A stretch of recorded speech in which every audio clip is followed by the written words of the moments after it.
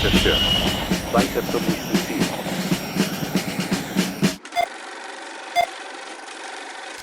Walkers are a key feature of Konflikt 47 as they stride across the battlefield, laying waste to all who would dare challenge them. Combining the armor and firepower of tanks with the mobility and perception of soldiers, they truly are the pinnacle of Rift technology. This tutorial will cover the rules that apply to not only walkers, but powered armor as well.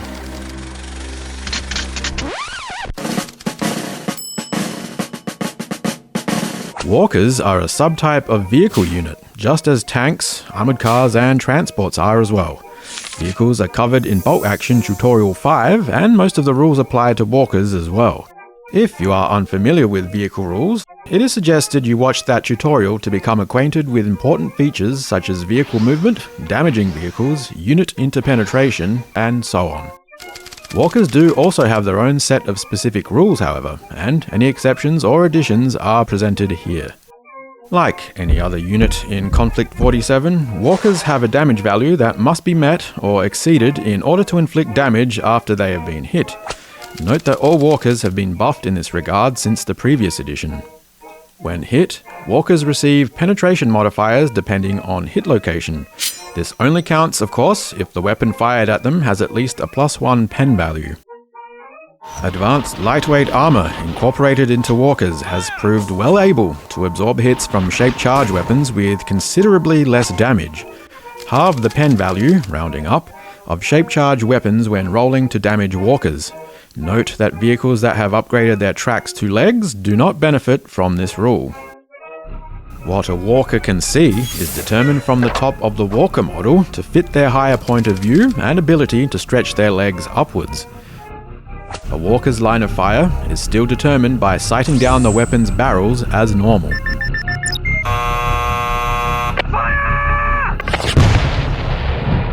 Unlike other vehicles, when a walker unit fails its order test, it does not reverse. Rather, it is given a down order and remains stationary until its next activation. This includes if it flees due to rolling a panic result on the foobar chart. Movement speed and the number of pivots allowed depends on the type of walker and the order given. Standard movement speeds are as follows. For an advance order, light and medium walkers up to 12 inches straight forward. Heavy and super heavy walkers up to 9 inches straight forward. In both cases, up to 2 90-degree pivots can be made. That can also be combined to a 180-degree pivot. For the run order, light and medium walkers 12 to 24 inches straight forward. Heavy and super heavy walkers 9 to 18 inches straight forward. In this case, only one 90-degree pivot is allowed, though walkers with the two-legged special rule can make up to 2 pivots as if it was given an advance order. When reversing, all walkers may move up to 1/2 of their advance speed, though walkers with the multi-legged special rule can move up to their full advance speed. Easily the most maneuverable of the vehicle types, walkers effortlessly move over rough ground and even over obstacles, unless of course they are designated as anti-tank or are impassable in general. The heavier classes of walker can smash through buildings just like tanks, and to top it off, walkers double their movement if they stay entirely within the confines of the road for the whole movement action. Walkers follow the same rules for facing and fire arcs as other vehicles. They also receive all the same modifiers for weapon systems mounted on the hull or turret, including coaxial weapons as other vehicles do.